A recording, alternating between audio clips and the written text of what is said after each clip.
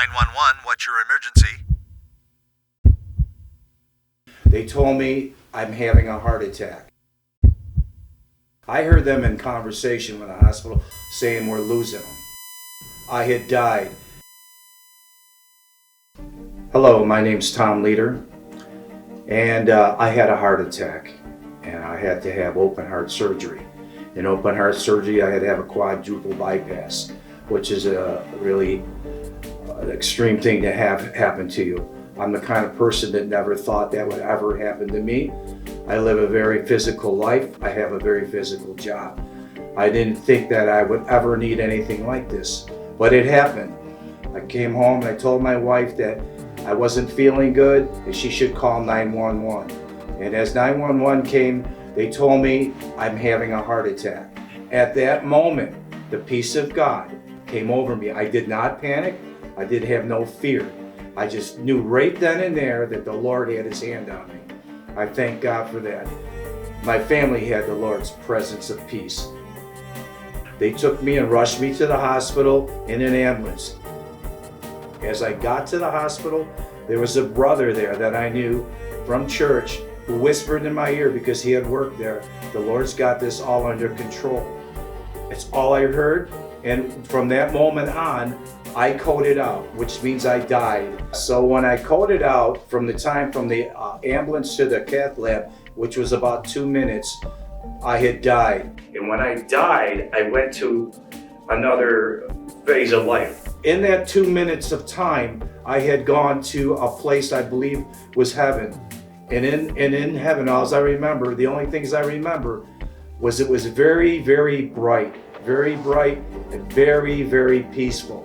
So when I was in the presence of the Lord and in a place that I thought maybe there was doors and a gate there, so maybe it was just before we went into heaven, and I was walking with a Bible in my hand and I felt the peace of God like I've never felt in my life.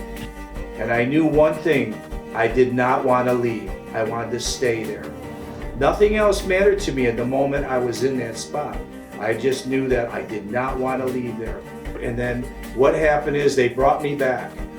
They had coded me, they had zapped me, and then they brought me back. And the next thing I remember, they were doing procedures on me to try and save my life.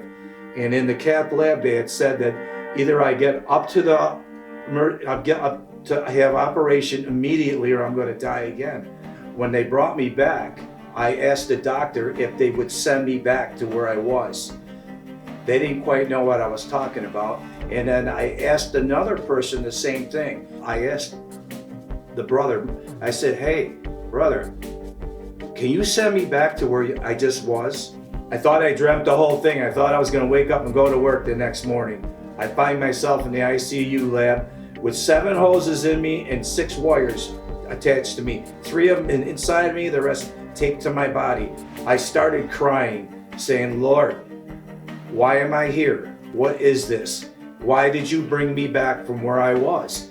And I had to put my thoughts together, and I had to call a couple people to find out, did I really say that I wanted to go back? And the brother said, "Yes, you did."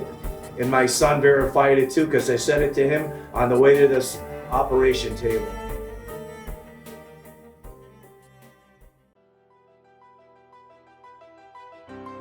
During the whole thing, as I was going through this, I had the peace of God, and my family did too, which is true. You can ask anyone in my family. Everyone the Lord had put an umbrella peace on us all.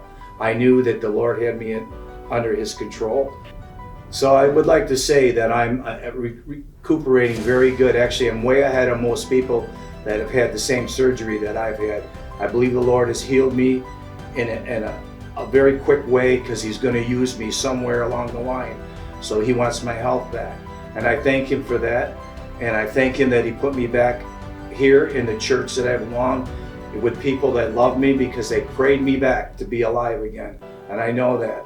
And I'm glad to hear I'm here. And Lord, I'd like to know what you want me to do, Lord, but I'm working on that. And so I thank the Lord for the time he's given me back. The peace of God is real. And what I saw was real. And I would, and I really would like to be back in the presence, and no one has to fear about being in the presence of the Lord, because it's real, it's peaceful like you can't imagine. Nothing on this earth can give you the same peace that I experienced. So what I want to say is, God is real, heaven's real, and the peace that you will receive by going to heaven, if you get saved and God takes you, you will have a peace that the world cannot give you. You'll have no idea the peace. I can't even explain how peaceful it was. All I can tell you is, once you're there, you won't care about anything that's happening in this world. And the peace that He has is beyond anything that the world knows. And if you get saved and walk in God's kingdom, you will receive the same peace. So my question to you is, if you're not saved, I'm telling you, get saved. Know who Jesus Christ is. Know what He has to offer you. Go to a church that's going to teach you Bible teachings and help, and then walk the walk. And because the world is coming, it's ending quickly. Things are happening very quick in this world. We don't have a lot of time left. I advise you to find a way to get saved and meet the Lord, because I'll tell you what, like I said, it's a peace that you'll never understand. Thank you, Lord, in Jesus' name.